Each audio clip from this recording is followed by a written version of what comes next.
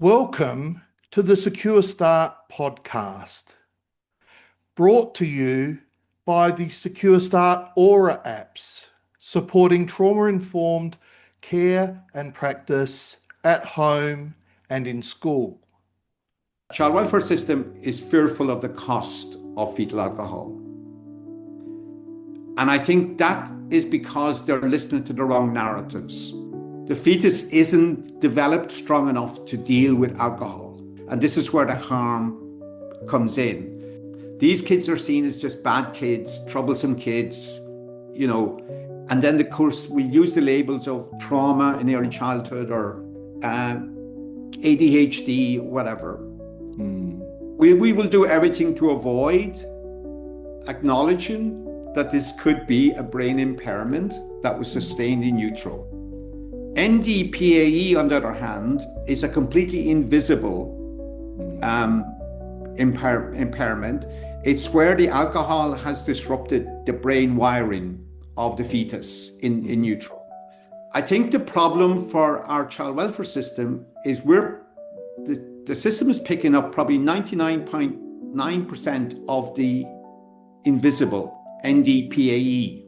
It's 85% or 90% of all individuals impacted will have a hidden brain impairment.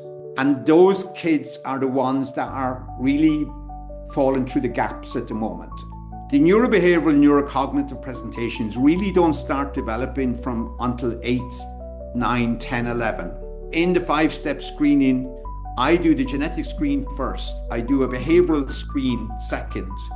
I do an adaptive screening third. I do an executive screening fourth. And then fifth, we come together and we talk about it.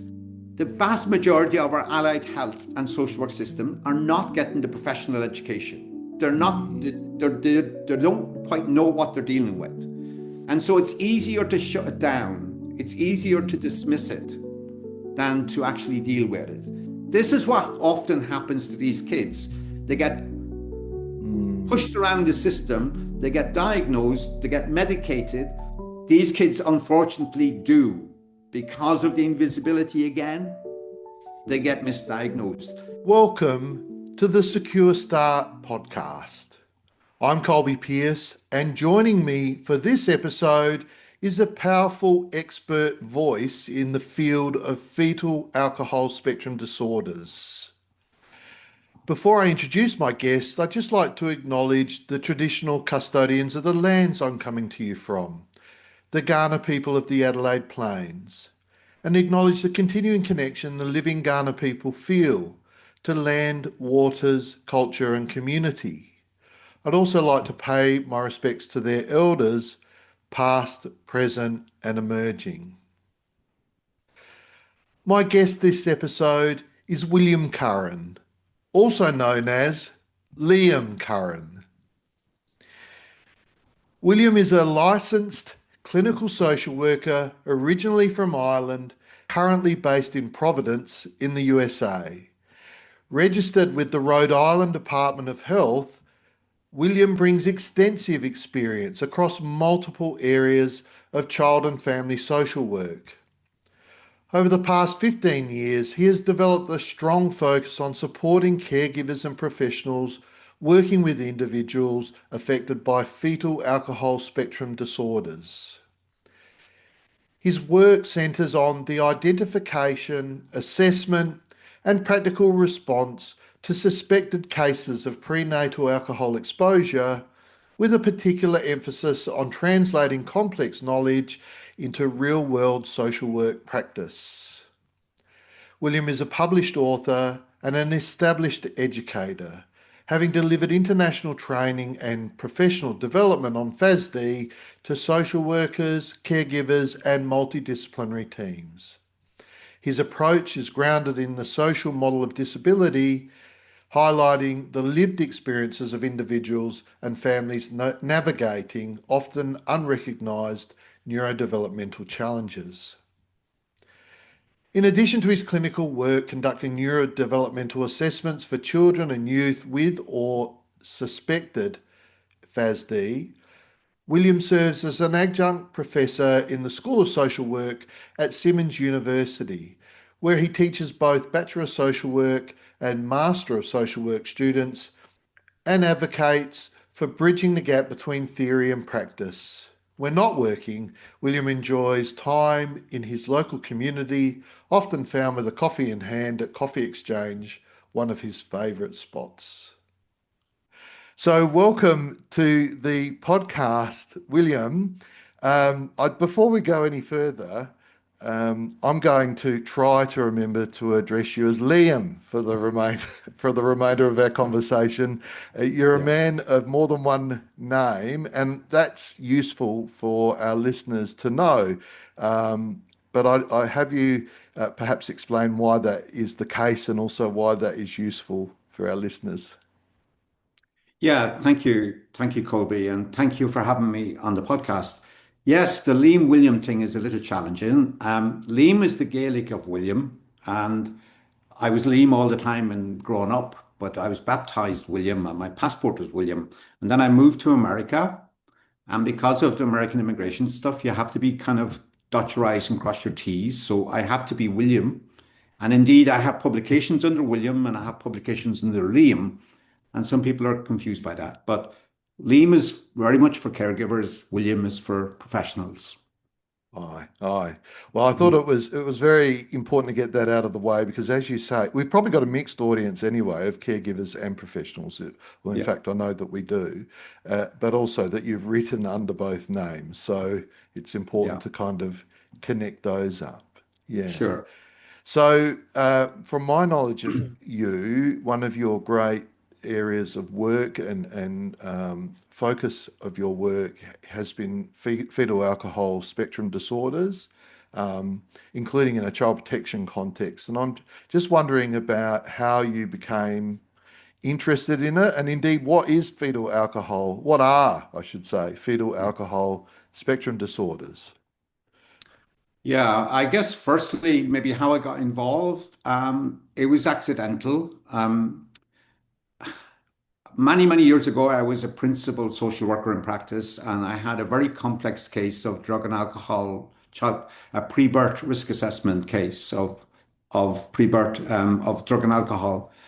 And in that process with case conference stuff, there was an obs-gynae professional who gave her view.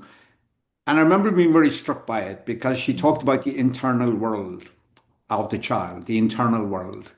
And that struck me because I think as social work, we're trained on the external world. We're trained on the toxic trio of domestic violence, of addiction, of mental health, of all of mm, these factors that impact child development. But we're not trained really on that whole pre-birth stage of life and what could be going wrong. And that was the trigger for me.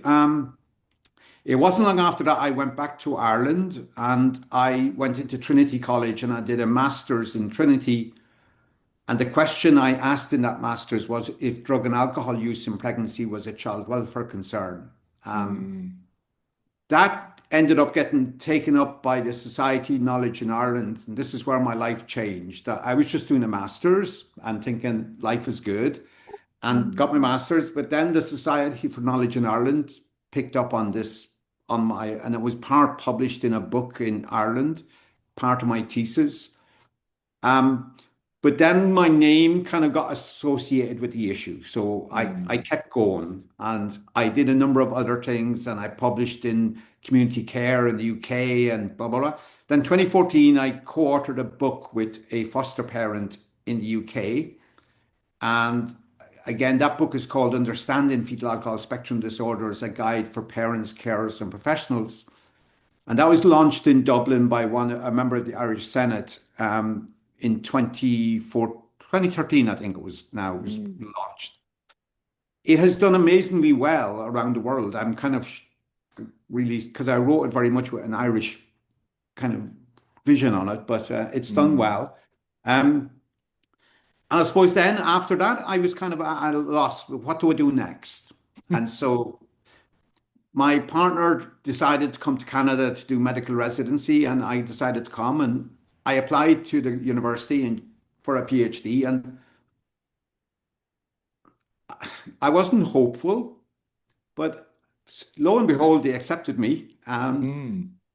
then not just that, but they gave me a 3-year fellowship, which I didn't even ask for, which Mm. I know for many PhDers out there, they'd be kind of scrolling at the screen now that said I got it without even asking. But I think again, it was for something that I wrote for the PhD that they were just so kind of taken with it what I wrote. But at that Mm. stage, I suppose I was about 10 years into the fetal alcohol space. My knowledge Mm. base had developed by that. So that is the journey. I suppose after PhD, there isn't anywhere else to go. I'm not a postdoc type of person. Mm. I've always seen myself more as a practitioner than an academic, but I am now in the academics field of teaching at the university, and that's where I kind of spend my main time. But I continue to do the fetal alcohol work on the side as well. And it's kind of Mm. complicated, but you know, Mm. so, Yeah. but that's how I got into it. It was accidental. It was just doing that master's in Trinity College in Dublin back then. Um, but I guess Ireland, I'm going to talk about, has real challenges in this subject, and so I didn't maybe understand the level of interest would be in what I'd wrote, put it that way, Mm. and so suddenly I was an expert in something that I wasn't quite sure to do. Oh, I left out a piece because in the middle of all that, I went to the US here from Ireland and I became a CDC certified educator of fetal Mm. alcohol. They were running a program. And so, and I trained that throughout Europe. I did CPD. Does CPD work in Australia? Yes. Continuing professional development. I did. Yes. I did CPD training in Ireland, in the UK, in Europe, with social workers for fetal alcohol, etc., etc. Um, am I talking too much now? No, no, no. You're Yeah. doing fine. Yeah. No, but I often reflect back on those CPD days, and I kind of say to you, Colby, full days train 6 hours. Many of the delegates would evaluate the days as needing 2 days, and Mm. it says how complex this issue is in social care and in social work. Um, it is massively, massively complex when you look at it or you go through it in a professional context and Mm. take in all the caveats that are involved. Um, I had a module on how you talk to a birth mum around Mhm. fetal alcohol. That was a whole module in the training. And Mm. so, um, yeah, it kind of, but I do look back as well, Colby, and think, I trained those social workers, full days trainings, blah, blah, blah. But they went out into a system Mhm. that wasn't really acknowledging fetal alcohol. Yeah. And kind of the training in that respect, I kind of reflect and think went into a vacuum. It didn't. Mm. But at the same time, I remember my last training was 26 social workers, was 24 female and 2 male, which is kind of Mhm. typical of this profession. Um, and they were so, so grateful for the Mm. information that I gave them. And I remember them saying, I'm taking this back to the office. I'm taking this, and blah, blah, blah. So um, social work definitely, in my experience and subsequent years of talking about social work, they definitely want this sort of education. Mm. Mm. But I do think there is a potential difficulty in that the corporate parent Mhm. is not necessarily on board with that. Mm. I think the issue there for the corporate parent in the child welfare system is that child welfare system is fearful of the cost of fetal alcohol. And I think that is because they're listening to the wrong narratives. They're Mm. listening to a diagnostic narrative. And I'm saying that unfortunately, the child welfare system cannot diagnose all the suspected cases of fetal alcohol. No. They can't do it. And so that diagnostic kind of narrative is very overpowering in the fetal alcohol space. And as we go through, I want to talk about that in the sense that there is some real challenges in that diagnostic narrative that we need to talk about in terms of how child welfare addresses this issue. Yeah. Yeah. Well, perhaps why don't we just move there and talk a little bit about the narrative that exists around fetal alcohol spectrum disorders, and perhaps if you, for our the full diversity of audience of this podcast, if you can perhaps just for such a complex disorder, group of disorders, perhaps just give us a little bit of an insight into what they are, and then some of that those complexities that exist around FASD. Yeah. I think obviously fetal alcohol harm has been, I think the difficulty we have now, Colby, we have 58 years of empirical research. Yeah. We shouldn't be here trying to decide what this is about. But I wonder where the black hole is of where this 58 years of research has gone, because it does not seem to connect in any sort of societal level of wanting to prevent this. But fetal alcohol harm is obviously caused by alcohol use during pregnancy. Alcohol is a teratogen. It is kind of acknowledged that as a teratogen, it travels through the umbilical cord into the fetus. The fetus isn't developed strong enough to deal with alcohol. All the adult listeners of this will understand that a few glasses or a few beers and your head starts to pound or whatever. A fetus can't deal with the alcohol, and this is where the harm comes in. Now, the two main conditions under the umbrella are fetal alcohol syndrome, and there's a number of other ones, but I'll go with what I'm saying now is NDPAE, neurodevelopmental disorder from prenatal alcohol exposure. Those are the two that are the primary focuses in society at the minute. And I say that because number of the assessments that I'm picking up under my model that I'm doing, lots of the kids are coming with NDPAE. They're not coming with an FASD diagnosis. They're coming with the diagnosis under the umbrella term. What's the difference between them? What's the difference? Yeah. Well, between fetal alcohol syndrome has clinical guidelines, but there's only about 10 to 15% of any live births will be fetal alcohol syndrome. It's the heavy end of alcohol use in pregnancy, and where the child will have what they know as senatal features or facial dysmorphia. So they have slight alterations in the face. Again, I suppose I want to clarify when training talks about those facial features are clinical measurements. And what I mean is that you don't just look at someone and say, they've got fetal alcohol, because their facial features are different to someone else. Yeah. The actual features have to meet clinical guidelines in terms of the measurement.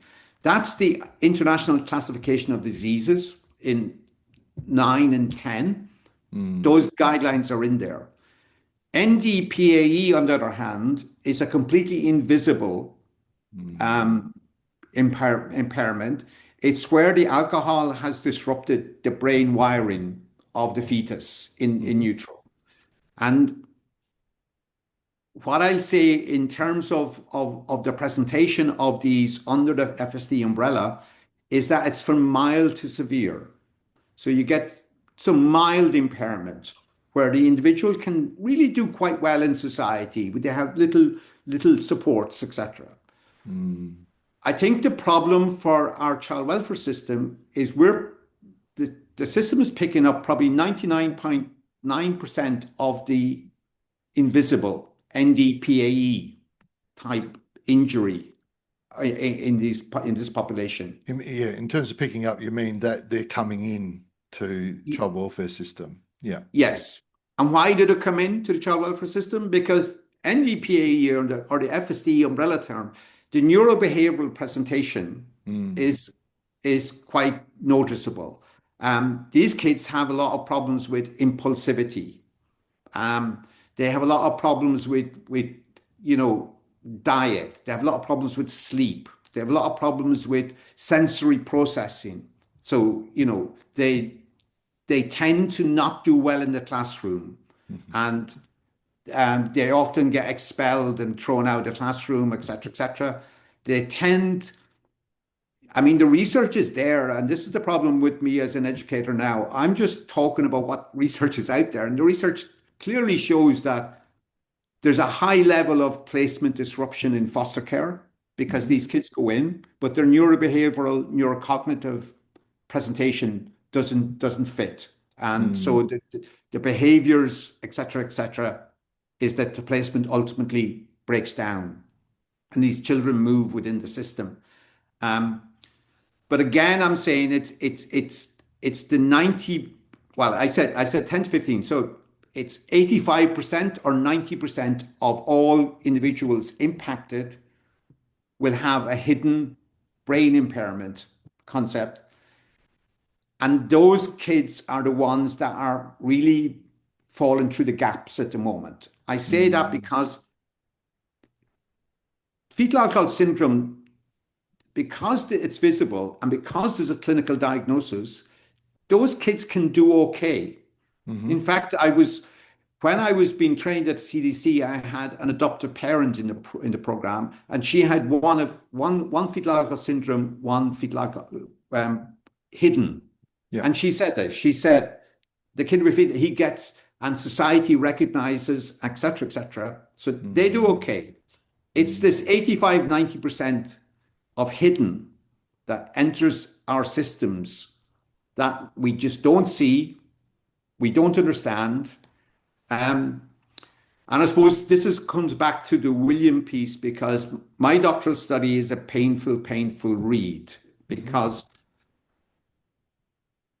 as a grounded theorist, I kind of did grind down, and I did a deep dive in child welfare in the context of fetal alcohol. And unfortunately, my thesis has a number of child fatalities in the system, and they're all linked to fetal alcohol. What I will say is that these fatalities, whether it's Canada, whether one of them was in Australia, etc., etc., the society is a little bit more open on the issue of fetal alcohol in those places. And so the link of fetal alcohol is in the coroner's report and in the kind of the narrative that the public health coroners talk. But again, Colby, what I'll say is those coroner reports clearly say that their recommendations to child welfare systems and to the child welfare system has to kind of grasp this issue. I worry that there's many cultures, including my own in Ireland and the UK, where child fatalities are happening in the system, but fetal alcohol will never be the label applied. But I remember reading the recent one from my own culture, and there was 5 kids that was undefined as to what happened in terms of their fatality. And you would have no problem from my perspective as someone that's very informed in this area, that those kids would probably clearly fall into that bracket. But again, the kids that are impulsive, the mental health, the addiction, all of these issues that with teenagers, this again is where it's totally not been understood that it's the brain and it's the brain issue that's presenting. These kids are seen as just bad kids, troublesome kids, and then of course we use the labels of trauma in early childhood or ADHD, whatever. We will do everything to avoid acknowledging that this could be a brain impairment that was sustained in utero. And I kind of question, why have we funded 58 years of research? Why fund it if we're not going to acknowledge it? And I suppose, from my work in Europe with the foster parents, with the adoptive parents, I co-delivered education with birth mums. And so you know, I'm very aware that birth mums, the vast majority, if not all, no birth mum decides that she's going to do this to her child. No. But she does perhaps drink because of the mixed messages that are in society. Hmm. Because unfortunately, Colby, you will get people saying, "Ah, sure, it's okay to have one or two," or "Sure, it's okay in the third trimester." Mm. Actually, the third trimester is the highest risk for the brain Right. impairment because of the brain, the wiring is falling into place in that Mm. final stage. And that's where the alcohol comes in and it damages some of that synapses connections that are happening in the Mm. brain. So, So the key message there is really no alcohol. The baby just it can't do anything with the alcohol, can't metabolize it, can't cope no. with it. It has no, yeah, and so any alcohol during pregnancy is going to impact. Um, you were saying, if I can just clarify a couple of things, you were saying, I think, if I understood you correctly, that perhaps 90% of the undiagnosed fetal alcohol spectrum disorders come into child protection. Yes. That's the 90%. You were also saying that of the totality of children with fetal alcohol effects, you could say, or impacts fetal alcohol exposure, about 15% get diagnosed, and they're probably diagnosed in part because of the morphological features of their face, which probably is what draws people's attention.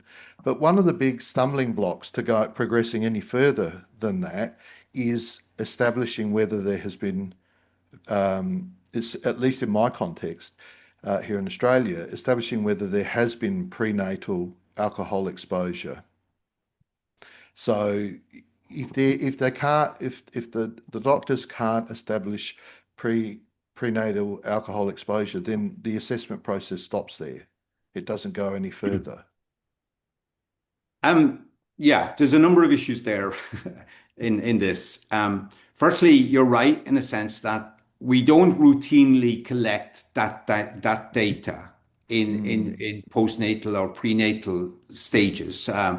We although the mother may be coming in for prenatal checks, et cetera, in her pregnancy, we just don't ask the questions. We don't, you know. Now it's interesting because when I was doing the work in Europe, Diageo, which is the alcohol industry in Europe, it actually funded the training of 10,000 midwives in the UK, simply for the fact that they would document alcohol use in pregnancy. mhm, Because the other issue, Colby, is that the neurobehavioral neurocognitive presentations really don't start developing from until 8, 9, 10, 11. And so what I'm saying is that you want that record from 10 years earlier in mm, order to diagnose now when they're 10, 11, 12. mm, Um, that's again a major issue because, you know, your Australian guidelines were published in 2025, mhm, May 2025, the new guidelines. Um, I hear a lot of see a lot of social media posts. "Oh, we have diagnostic. We can get diagnosed now. We get about." The problem, Colby, is that I've read them. I've mm, read those guidelines. They come back to the same issue, and the guideline clearly says that in order to diagnose hidden mm. brain impairment, you need to have evidence of prenatal alcohol exposure. Yeah.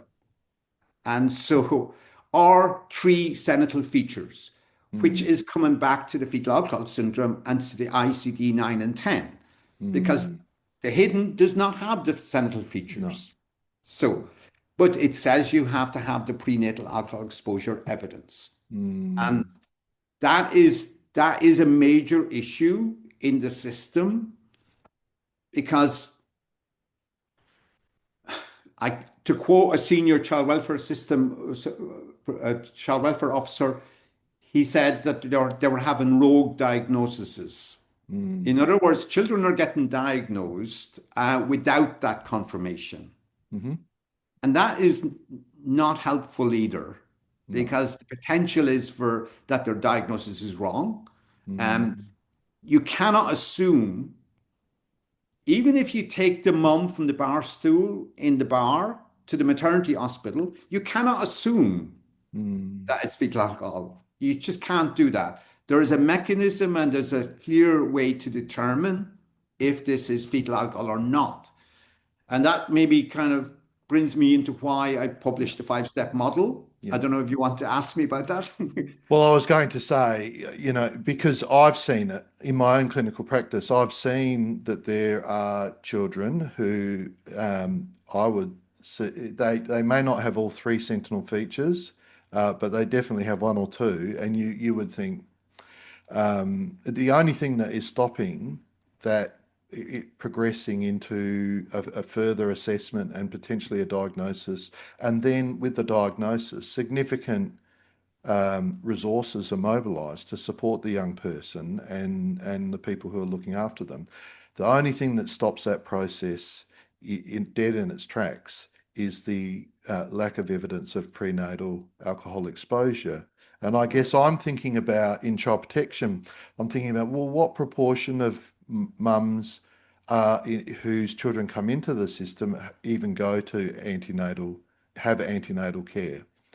Um, so I think it does. We are coming, I guess, to what you just said is that, well, how do we've got, say, 85% of young people who have likely got some sort of alcohol related impairment, prenatal alcohol exposure impairment, who are not being diagnosed. What what are the consequences? What's the fallout of that? And what do you propose that we do um, to facilitate or to ensure better practice in relation to those young people? Yeah. Well, obviously, that in my doctoral study, I probably read 20,000, 30,000 papers over the 4 years. Mm, I just kept reading. Um, I'm saying to you, there's 58 years of it there. There's a lot of repetition in the research that's coming out. Um, the good empirical stuff that's done under strong ethical guidelines, mm, that tends to get lost in the narrative. And so we don't necessarily acknowledge the good stuff that's in the literature base. Um, but I suppose in that literature, for me, there was a number of things. One is that adaptive and executive functioning are the two most written about aspects of mm, fetal alcohol in all of that literature. It continually pops up in the mhm, thing. So there's adaptive and executive functioning. There's obviously a behavioral issue.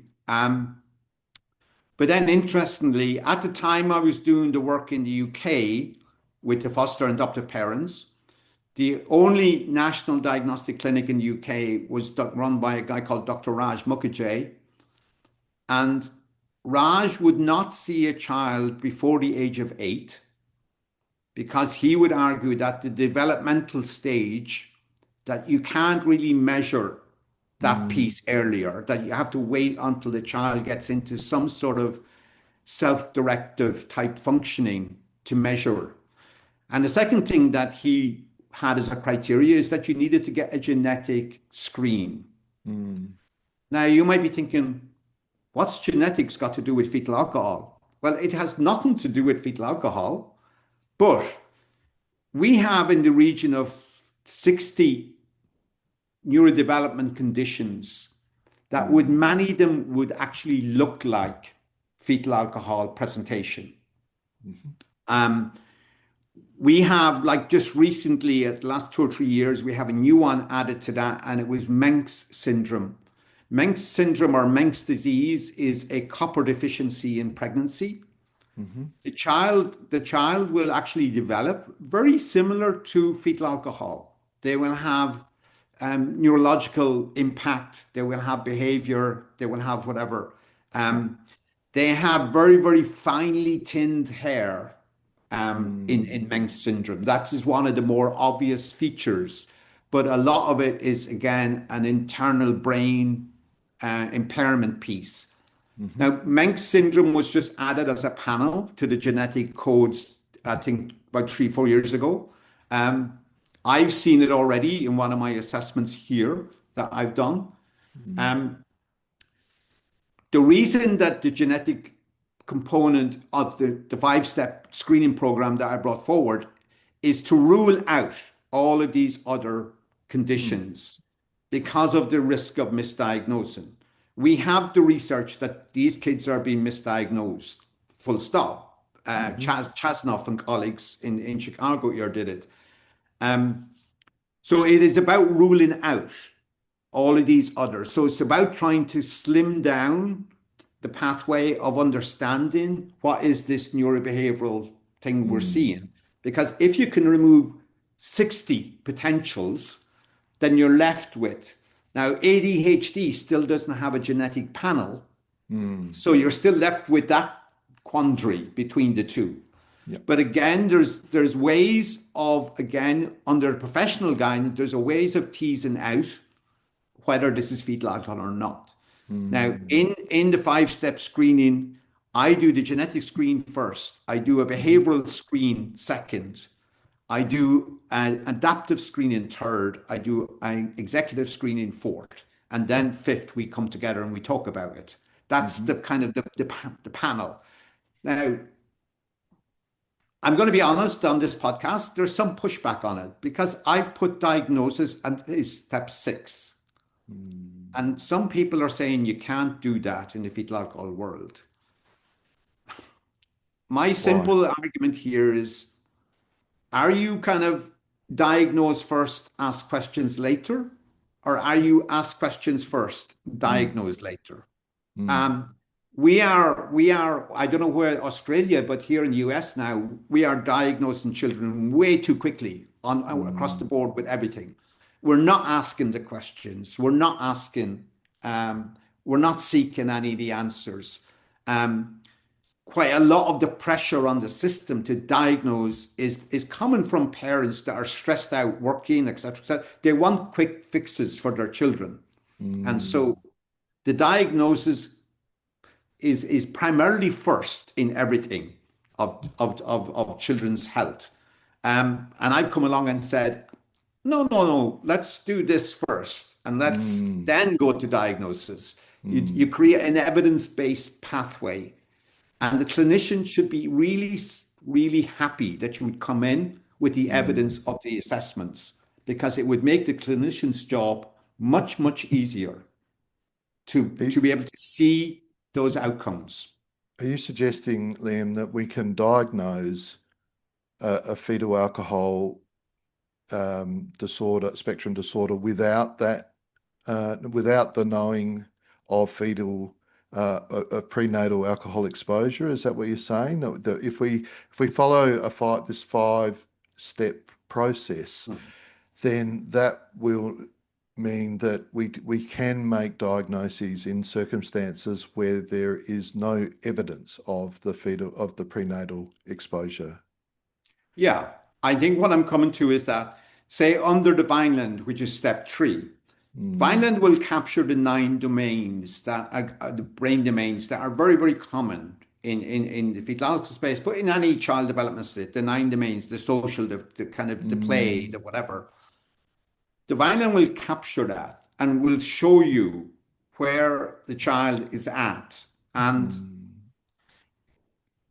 one of the ways that I think even the Australian guidelines are trying to work this is that they're talking about 3 domains where you see significant deficits in 3 of the domains.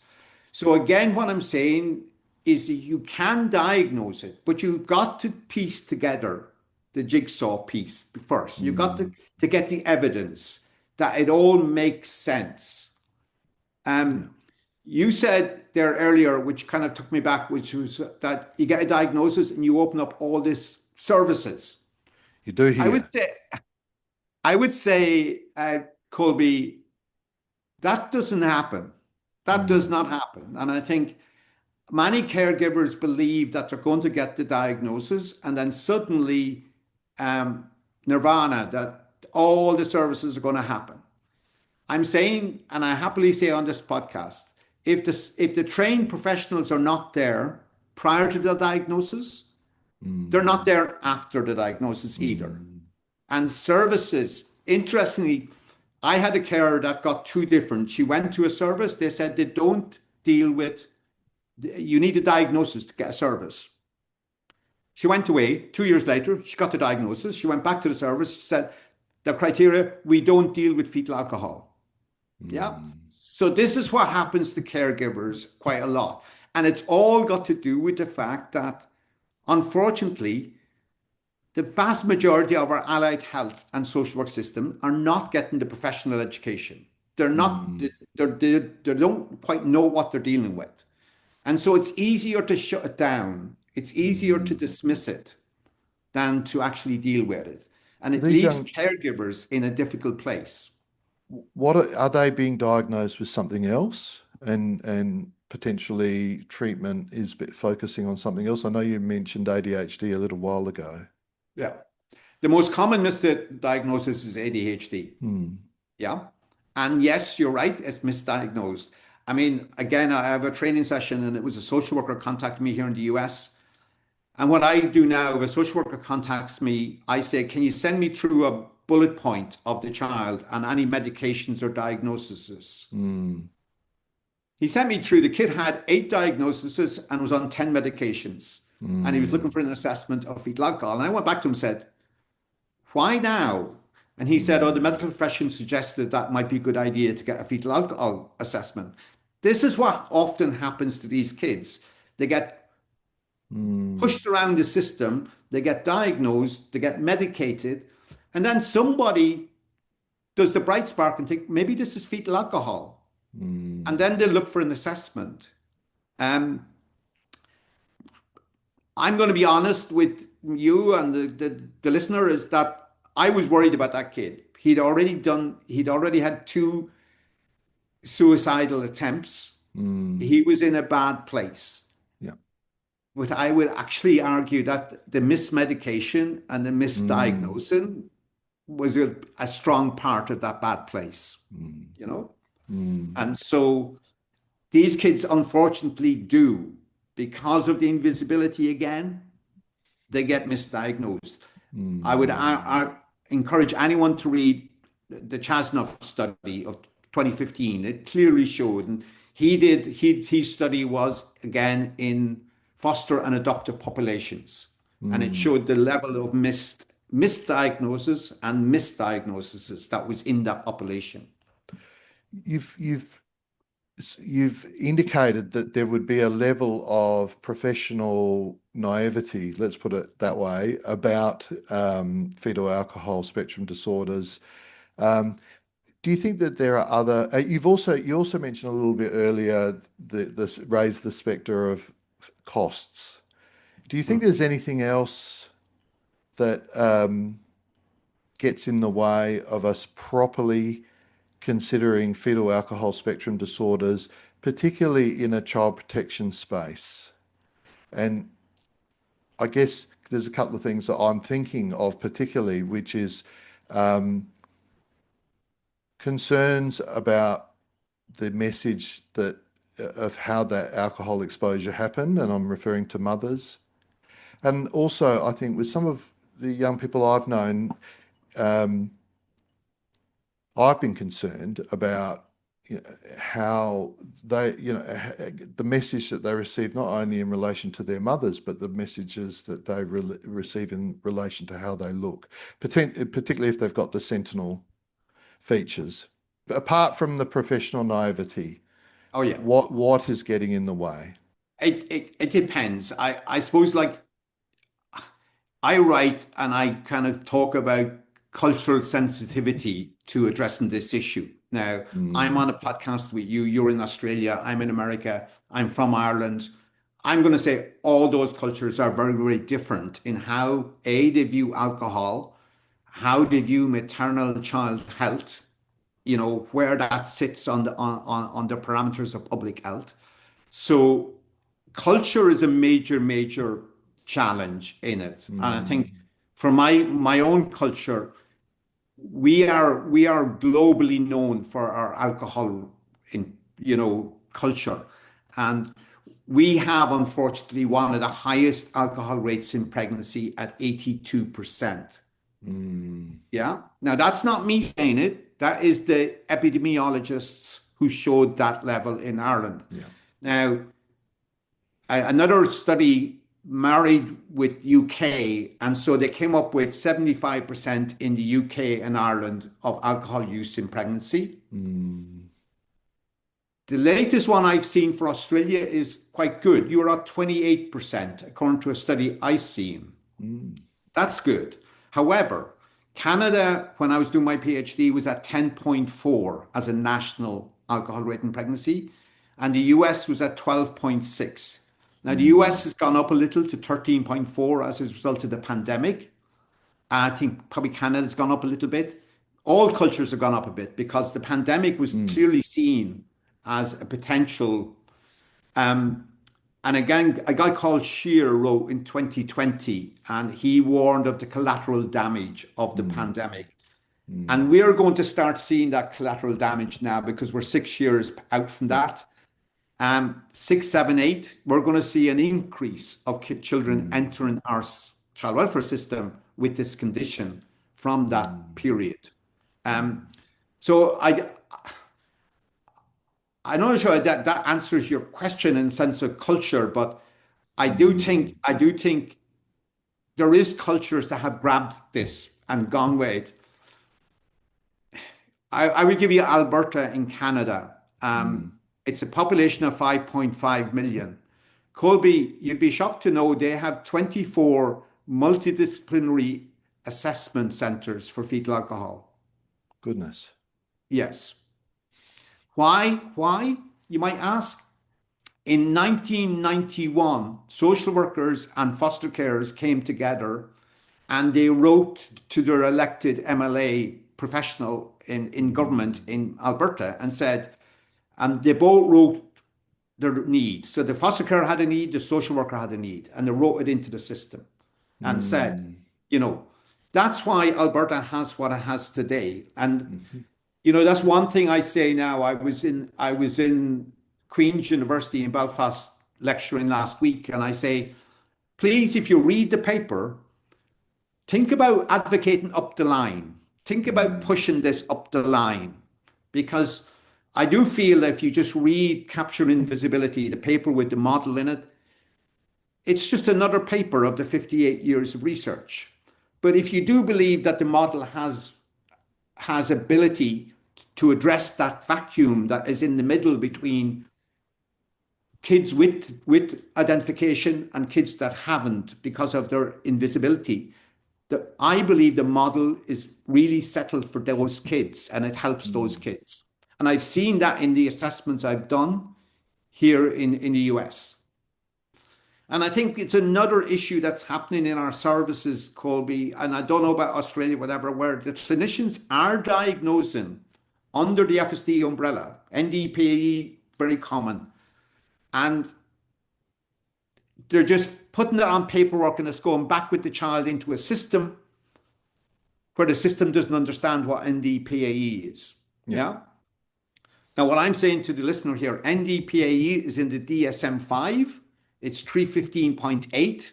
It's clearly in there. And so why we don't understand the DSM-5 and why we don't understand this diagnosis, I'm confused with that, as I am confused with the 58 years of research that we've not engaged with. Yeah. And I said to Colby, the children being returned to the system without anyone knowing. I mean, that was a case in Canada. Barbary and Choate, which are two social work professors in Canada. They wrote a paper in, I think again, was around 2015, and social fetal alcohol spectrum disorders, a disability in need of social work education was the title. But it was the actual paper was about where a child had been diagnosed, returned to the system. Nobody in the system knew he had the diagnosis. And then what happened was that in an impulsive act, he attacked another child with a piece of wood and actually killed the other child. Both of them were in foster care. But the inquiry that came out of it and the reports that came out of it clearly demonstrated that the child was returned to the system, but nobody knew about it. Nobody knew about the diagnosis. And I think, unfortunately, that is happening all too often. And I don't know, like I would like to see the systems, especially child welfare systems, that there should be some mechanism by which if a clinician is making those diagnoses, that they're informing the child welfare system that this diagnosis has been handed down and this child will need XYZ. That would be a simple communication between the two systems. But again, it's fallen into the fact that these kids are in the system, they're misunderstood, they're not understood, and they're coming into very negative trajectories. And again, I say to people, please do not read my doctoral study if you're sensitive, because it does have some heavy stuff in there. I like to think about people's blind spots in my Yeah. practice, and there's clearly, I think, what you're saying. There's a degree of naivety, and maybe there's not the support in child welfare authorities to access training. But I think alcohol use. I was surprised by some of those figures that you mentioned earlier, by how low maternal alcohol consumption is in many of our Western countries. I would have dare say that it was higher than that. Well, I Frighteningly think high. what I'd say, Colby, is that at the end of the day, Australia is a big country. So you get Mm, variations across the country. And like in Canada, I said 10.4. But within the various provinces in Canada, I was in Quebec doing my PhD, and it was 27.6 in Quebec, mm, but it was 5.4 on Prince Edward Island, which is another part of the Canadian system.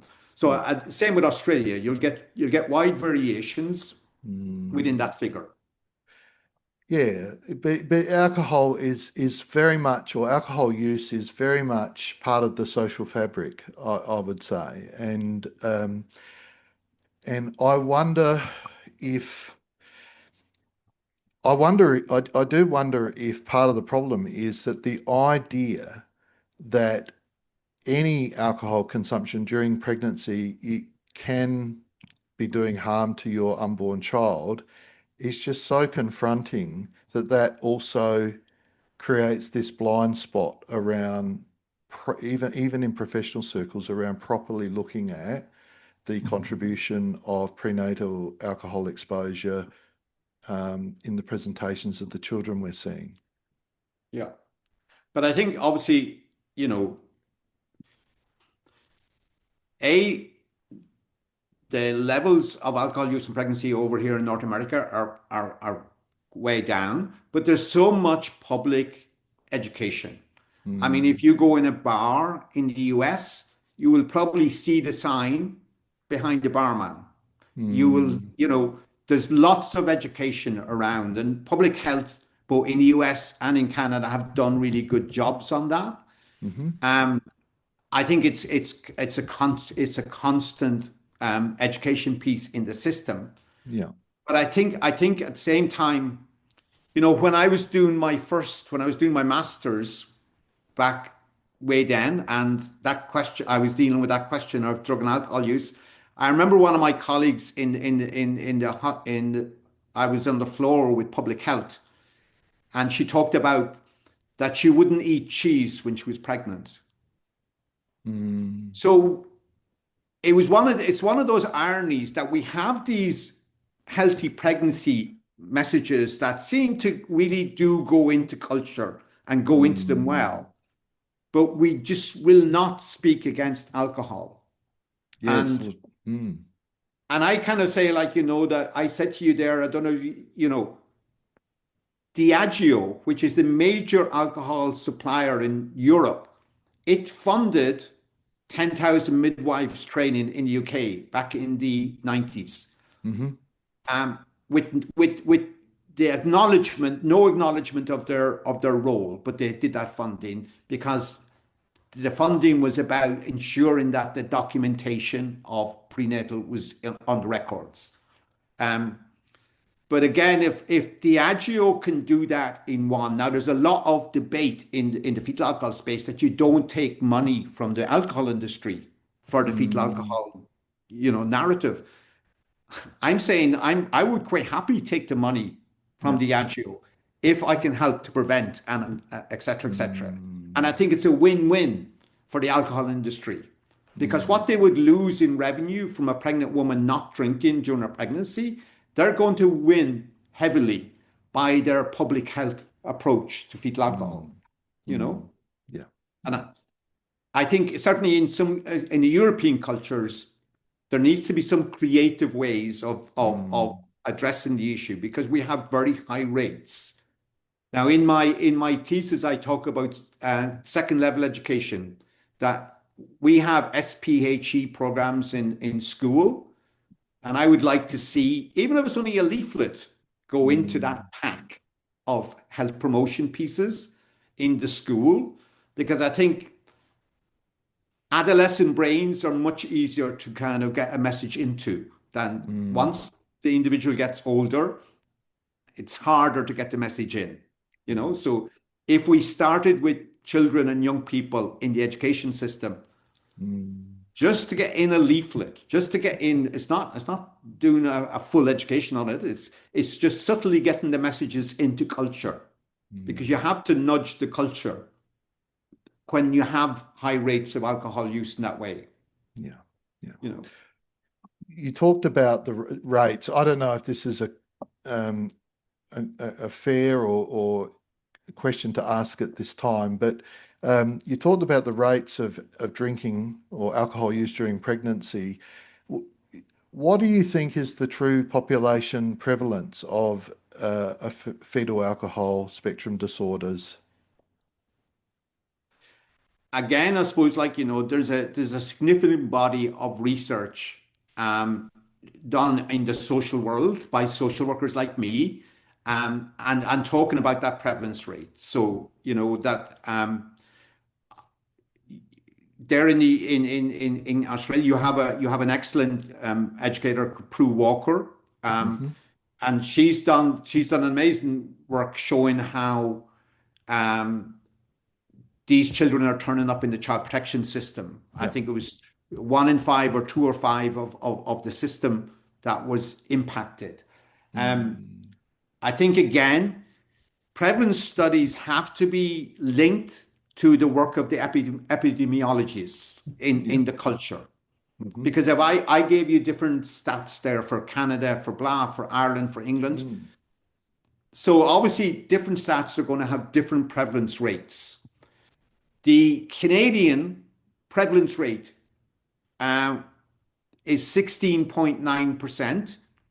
Again, if that's predicated against a 10.4 national average of alcohol use in pregnancy, so 16.9 from that.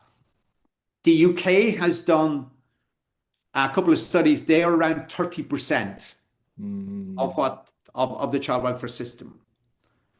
Now, again, I come back to the fact that, I do a little model. When I was in Queen's University last week, I did a little breakdown of how you can get to. So that breakdown brought me to 1% of the population in Northern Ireland has some aspect of impairment from fetal alcohol. Now, you might say, well, 1%, that's good.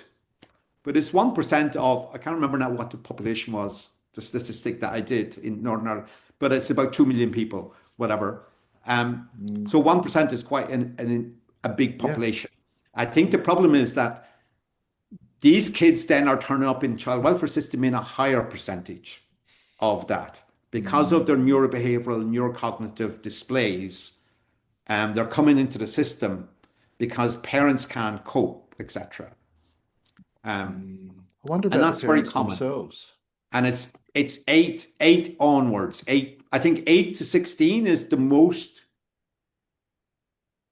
obvious signs of fetal alcohol in terms of the neurobehavioral and neurocognitive presentations.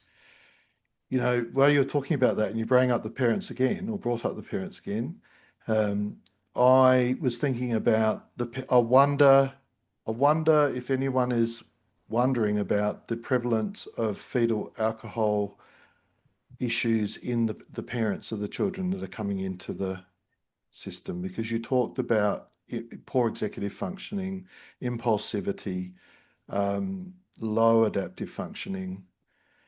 That sounds a lot like a lot of the parents of children that are coming into the system to me. Yeah, and I thank you for pointing out. Obviously, that fetal alcohol impairment is a lifelong disability.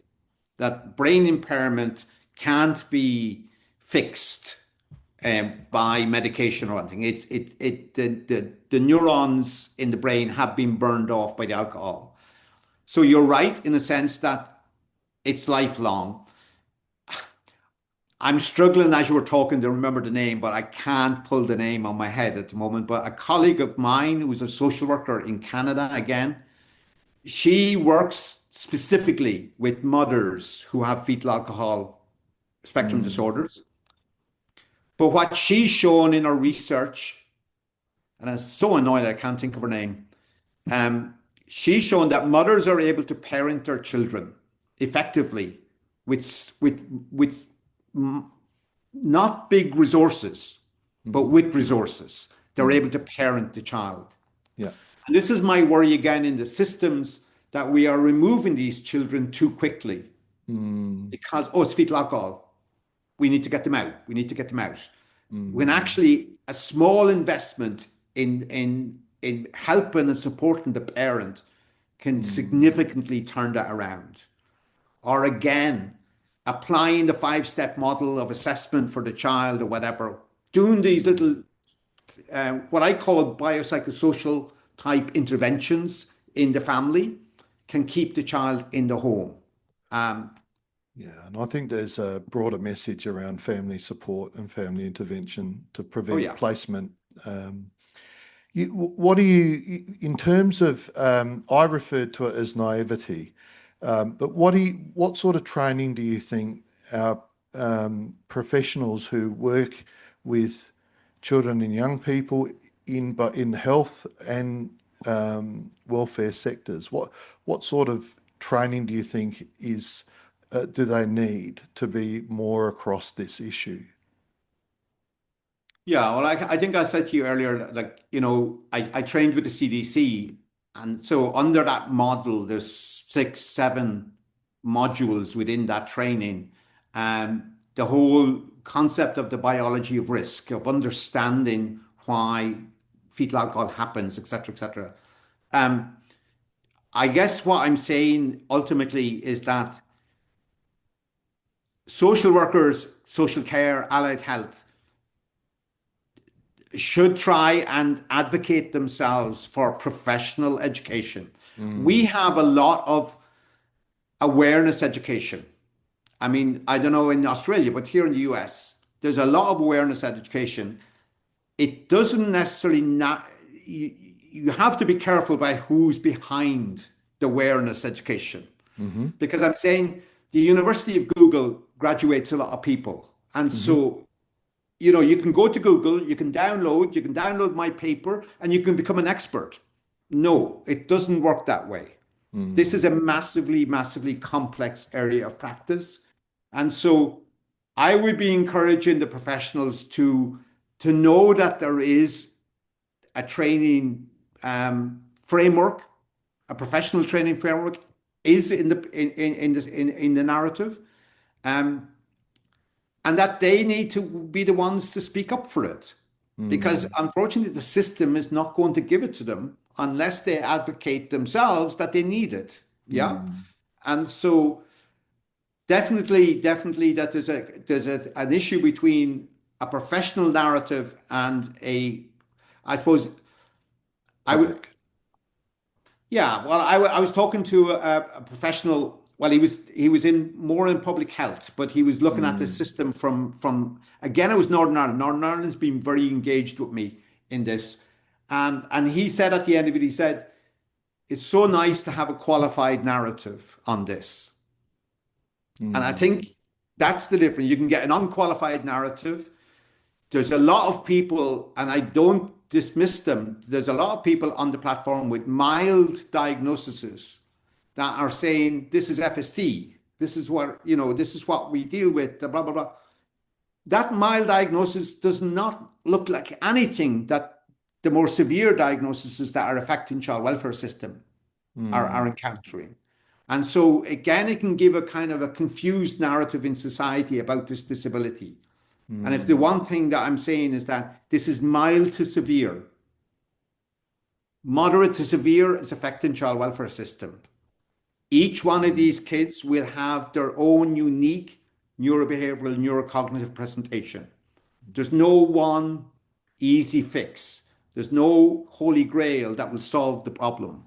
You have to assess each of these kids individually. Find out what's their strengths, what's their evidence, what are they missing, what's the deficits, and Mm. then plan your intervention. So, but yeah, I I talk think too much. we need well, it's fascinating. I think there needs to be awareness. But how would you make a distinction? I'm sure you do. What would be the distinction between, say, awareness training and, and this podcast is not necessarily training, but it's about making, increasing awareness. What would you, between that and, say, professional competency training in relation to the issue of FASD? I suppose, like at the end of the day, yes, I've done that program with the CDC, so that kind of gives me some level of credibility in the field. But I do think that it's reasonable for any professional or caregiver out there that if they're listening to an FSD narrative, that they just look at the individual that's given the narrative and have they researched this? Have they published in this field? Have they spent time truly understanding all the different caveats that are in this discussion? Um, Mm. that probably can differentiate very quickly between what is a professional, narrative to what is an kind of University of Google generated Mm. narrative. So I think professionals need to be very careful of, that awareness education will not give them skill or skill-based interventions. My training, what I've done in the past, what I continue to do where social workers contact with me, I give them, I have a practice bulletin, it's 3 pages. I give them that first and ask them to think about it and how they work that through in their teams. Mm. And the practice bulletin is very much about trying to see the unseen. That's what the bulletin is about, because you have to try Mm. and see the unseen in this context. Um, so I think the problem is that society or even child welfare system, because this is invisible, that means that they don't have to deal with it. Mm. But I think corporate child welfare systems know they are passing these kids out to foster homes, to adoptive homes, the residential childcare homes, the alternative care homes. They know that these kids are in the system. So it's not good enough to say, well, it's invisible, we don't have to deal with it. Mm. And I think that is probably the most telling thing of my publication in 2023, because the title is Capturing Invisibility. And it really Mm. was for child welfare system, because I think trying to dodge the issue because it's invisible, well, I'm sorry, there's now a publication that says you can capture it. And so I'm throwing down the gauntlet to child welfare to say, you know, because again, it was so easy to perhaps say, this kid will not meet the criteria for diagnosis, therefore he won't get a diagnosis. But then what do you do with that kid? That's what capture and invisibility is about. It's about assessing those kids and giving them, But I will say again, Colby, capture and invisibility kind of is rattling the narrative a little bit, because the tools within it are tried and tested tools. When I talk Vineland, you nod. You know Vineland. You've heard of it. The DREF, I don't know if you've heard much in Australia, but again, I'm saying, because they're not necessarily FSD specific tools, people are thinking, oh, well, they don't have value in the FSD world. I come back to the fact that every child, regardless of their condition, if it's an executive or adaptive functioning, those tools capture them. Yeah. And it does not matter whether it's fetal alcohol, whether it's ADHD, whether it's autism, whether it's Asperger's, whatever. Those tools still capture where the child is at in their development. Yeah. And that is what's important for the discourse in fetal alcohol, is meeting the needs rather than just hanging everything on a diagnosis and then not getting that and leaving the child to drift. That is what's happening. Yeah. And I think that's a really powerful message, is that we need to be turning our minds to, or maintaining our minds on, meeting the needs of these children, not just waiting for a diagnosis or they're not being a diagnosis, and then what do we do here? And and that's a message that should go down, should be accepted in child protection circles very easily, because it's a message that is used quite a lot around considering what lies behind the behaviour, considering the needs of the children and how we should be meeting them. Yeah. No, I think obviously that I again say that the model in capture and invisibility, it came from social workers' data. It came from the front line of child welfare and child protection. It was social workers that spoke, and they overwhelmingly acknowledged in the data that they wanted a pathway. That when these kids are presenting at the moment, many social workers just do not know where to turn, because you're going from A to Z with diagnosis. Yeah. And the diagnosis is costly. Again, I don't know in Australia, but in Canada, it's $4,400. In the UK, the last I heard was 3,000 sterling. I'm saying that you can apply that model for around $1,000, all the assessment pieces. Yeah. Now, I get a number of families coming to me after the diagnosis to do these assessments, and I'm thinking, wait a minute, why didn't you come before the diagnosis? Yeah. Because somebody is making a lot of money here, and it's not the family, and it's not the child welfare system. So I'm saying, I'm clearly saying that the model came from data. It came from practitioners on the front line. It really was for the child welfare system. I do think that they can operate that model in-house rather than contracting out everything, that they could do that in-house. And it's interesting because I think it was Dr. James Fitzpatrick in Australia, on the back of a coroner's report of a kid in Australia, and he noted again about developmental screening tools, and he noted that professionals could be trained in 1 or 2 days to do these assessments, etc., etc. And that's what I would love if a child welfare came to me and said, listen, will you come and train on neurodevelopment screening tools? I would love to go in and train and show them how they work. I used the Pearson Clinical. I don't know if you use that Pearson Clinical, but I use Pearson Clinical Pearson Clinical then has it's called Q Global. It's another platform where all my assessments are generated on virtually, if you like. Yeah. Yeah. So I did an assessment there not so long ago, and the carer was in the UK, and I can do the assessments from my living room here. The printout of those assessments would be exactly the same if I was sitting with the carer in the UK, because it's the Pearson clinical process that analyzes the data and gives the kind of the markers within the report. But I think also what's kind of interesting, I suppose, like, this is where I worry that maybe people will take the assessment or do it. I do a 2 to 3 page plain English report on the back of the assessments.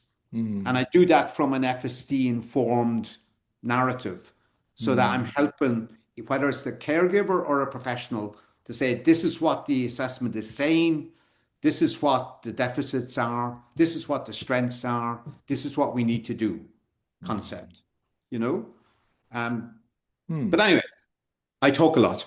Fascinating. Well, I mean, there's so many more questions I could ask, but we both have other duties today, and but it's been a fascinating conversation, Liam, or William, depending on who you are and where you are. But yeah, thank you very much for coming on the podcast and contributing to our little, well, it's getting bigger, reservoir of knowledge that for practitioners, probably specifically working in child and family welfare and social care, but perhaps even more broadly as well, in terms of public health professionals who interface not only with FASD but also with the child welfare sector. Yeah. So thank you very much for coming on. No, I thank you as well. I'm pleased to be able to do this podcast that has that social care, child protection angle. Because that's where I think my research, and that's where I want my research to resonate in that space. I would say very briefly, I'm very shocked that, say, the paper Capturing Invisibility, I'm looking at it on the internet and people are charging crazy money for it. I don't get any of that money, but organizations are charging. I want to say to anyone that wants to read it, look me up on LinkedIn. I'm William Curran on LinkedIn. Send me a message, and we can work from there. Yeah. So yes, I was going to ask about accessing that, but I'll put your LinkedIn link in the descriptions of the podcast. Sure. Good. Profile. All right. Well, thanks again. Beneath the twilight sky, shadows gently sigh. Stars begin